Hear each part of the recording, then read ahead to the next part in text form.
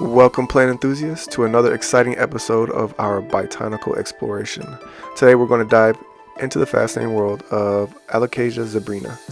Join us as we uncover its history, describe its unique features, discuss its growing conditions, explore companion planting options, and discover its various uses. The Alocasia zebrina, also known as the zebra plant, has captured the attention of plant lovers worldwide. Let's start with its history. This species is native to the tropical rainforests of Southeast Asia, where it thrives in the warm and humid climate. One of the defining features of the Alocasia zebrina is its unique foliage. The arrow-shaped leaves, with their dark green color and prominent white veins, resemble the stripes of a zebra. These striking patterns make it a popular choice for adding visual interest and a touch of exotic to any indoor or outdoor space.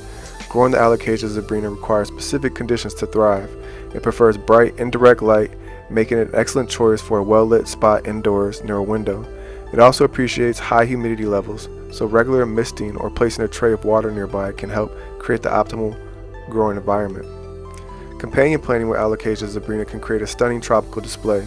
It pairs well with other shade-loving plants like ferns, caletheas, and peace lilies, creating a lush and visually appealing garden or indoor oasis.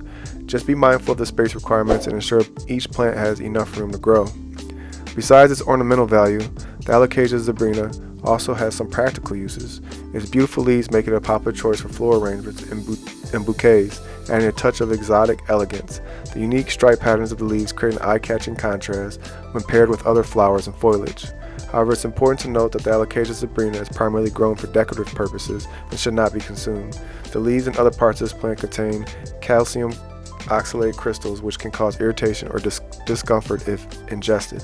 And there you have it, the captivating Alocasia zebrina.